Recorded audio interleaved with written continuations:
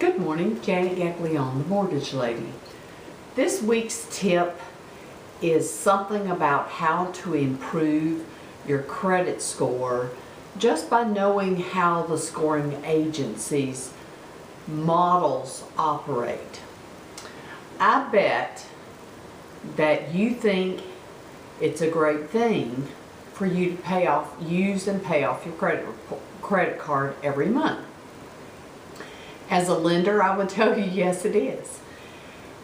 What you need to consider when you're doing that and what the credit repository sees is that, let's say you have a credit card and you use everything because you're trying to get all the points and miles and that sort of thing. So you put basically anywhere from $1,500 to $2,000 a month on your credit card, and you pay it off when the bill comes, so you don't have to pay interest on that money. Super smart thing to do.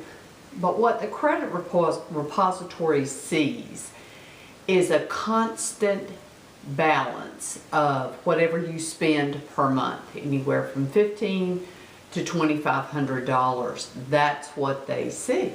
So it doesn't appear to them as though you are actually paying off your credit card. They have no way of knowing that that balance goes to zero and goes back up to that amount every month. So I would always suggest every now and then, don't use your credit card a month, 1 month. Let the balance go to zero. Let the credit repository see the kind of activity that you do is not consistent in carrying a balance. That's the only way that they will know that. The other thing that you may or may not know is that if you do have a credit card, and I think everybody should have at least two major credit cards. You do not need all of these department store credit cards. In fact, one of the worst things you could do is have all of these department credit cards. When you open them for a save 10%, trust me, that is not helping you. That 10% is not worth the hit that you're going to take from having all this new credit or occasionally new credit with these different balances. So unless you're making a very large purchase, do not do that. It is not worth it. The other thing I want to talk to you about is the limits on your credit cards and the balances if you do carry a balance.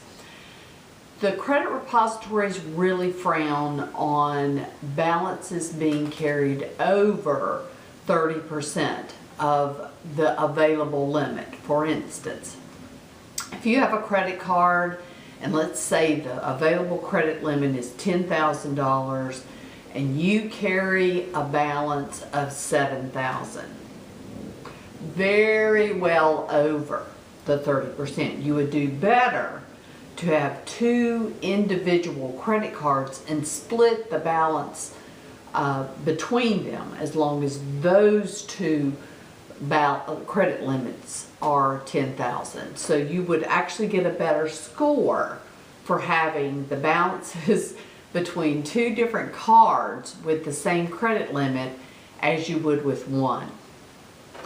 Makes no sense to me, but it is part of the model. So when you're out there thinking about making a purchase, be strategic about your purchase. Just make sure that when you think of things that you do try to employ all of the rules around keeping your credit score high as you can. It controls the cost of your insurance. It controls what mortgage rates that you actually get, because I can give a different price. If you have a credit score over 740, you get a different price than someone that actually has a credit score of 720, and then another price at 700, and so on down to 680. So you just need to be aware that these things are actually very impactful to your day-to-day life. I am Janet Gaglione, the mortgage lady, 704-608-4139. Let me know how I can help you. Thank you. Who's out there, baby? It's all right. Oh my goodness, it's the yard people, it's okay.